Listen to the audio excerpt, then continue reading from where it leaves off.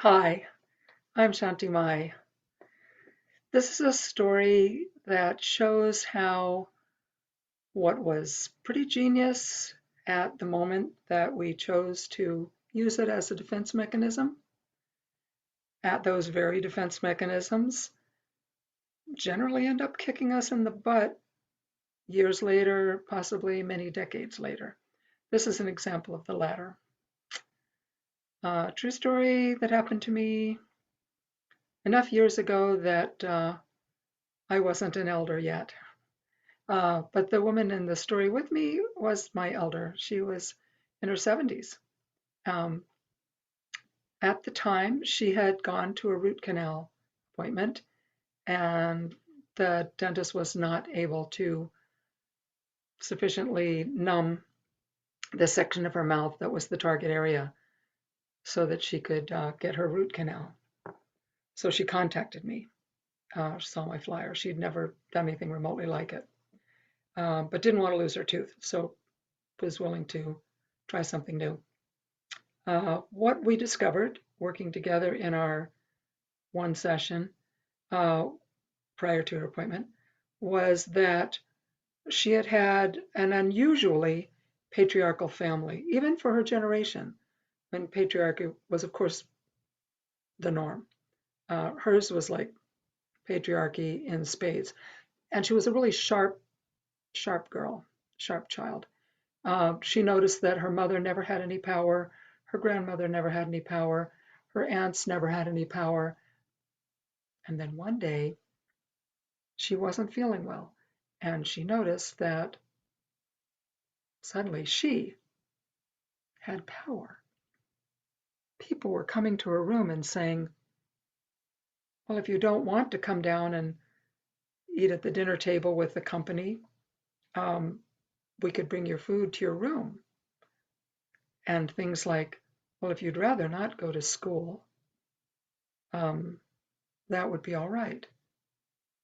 She was flabbergasted and very intrigued and started using this information that she gleaned from that moment to her advantage.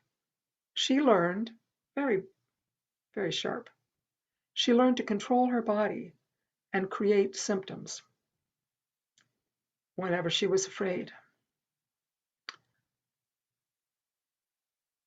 And that worked for many years. And when she got to adulthood, because she had started that process when she was quite young, we guessed 6 around there, uh, she no longer had any idea that she was creating the pains and the fever and the nausea. And you know where nausea goes, even that. Um, so when she came to me, she had such a fear of being controlled by men that when she went to the dentist for her first root canal appointment, her dentist was a man. And she was nervous about the appointment. And she went into her automatic mode, which was no. And her body kicked into gear and made the no something that could work for her if that's really what she had wanted in that moment. And of course, as someone in their 70s who needed a root canal and had chosen to have a root canal, that was no longer what she wanted. Although the fearful part of her gut did get off the hook after a very embarrassing appointment for her, where no amount of anesthesia that was safe could numb the part of her mouth that was the target. Other areas, adjacent areas, were going numb. Yes, such a brilliant, brilliant mind we have to, for better or for worse, to defend ourselves with. So, what happened was when she realized, working with me, that that's what she had been doing, practicing for 60 some years, close to, yeah, 65 years, something like that, that she had been practicing this technique of using her body um, to prevent situations that caused her fear, distress.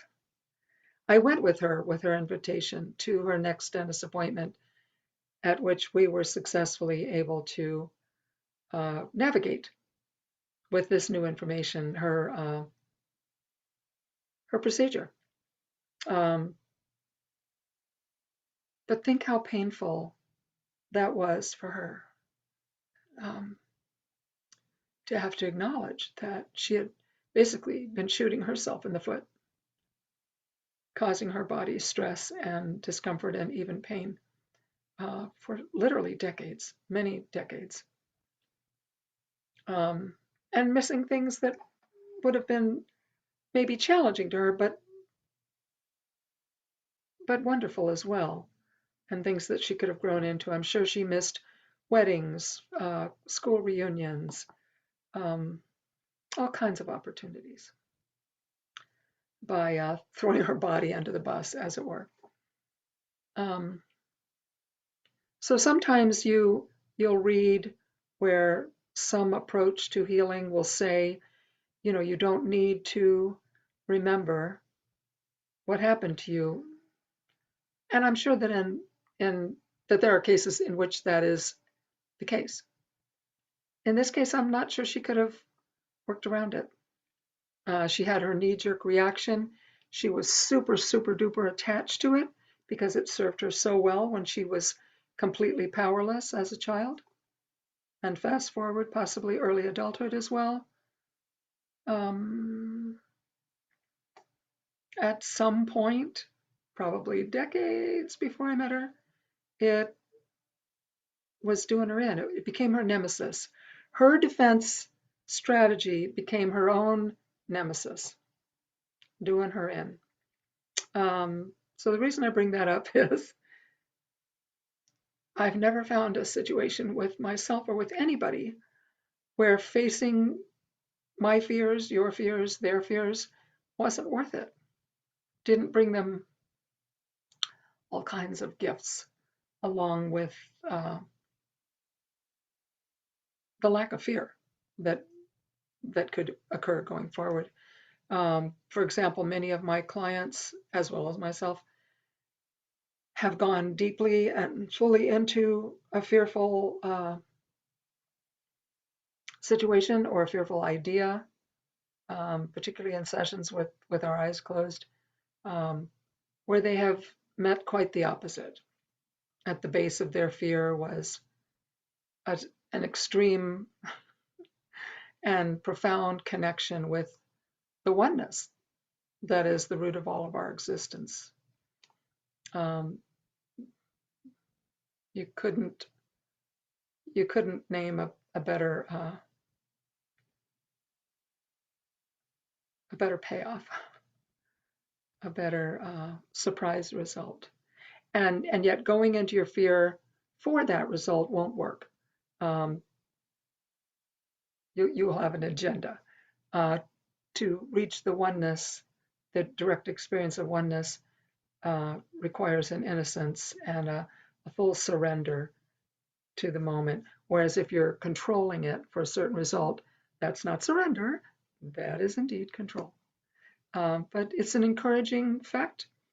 And at the age of 68, I've gone through many, many experiences with many clients since 1980 um, that have shown me this.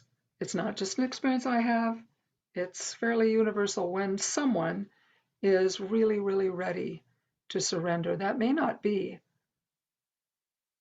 for a particular person at a particular moment what they're willing to do. I certainly am not always willing to surrender, even though I know what it can bring. I still have my ego, my personality, my limitations. We all get closer. We all get closer, closer, closer, closer. For me, I started out as a very impatient person. I no longer think of myself as an impatient person. Um, it just took observing, observing, observing my impatience, working through it, learning what it was about. Why was I impatient? So this woman, I don't know where she went afterwards with this awareness. She did not reach out to me again, but I was very, very proud of her, um, that she could make a profoundly different choice after so many years of practicing um, a devastating self-defense. So that's it for now. I really hope that you'll subscribe to my channel. I'd love to see you again. And if you like this video, hit the like button. And now I'm going to end the video on Zoom with looking over to the side in a weird way and in Meaning for All.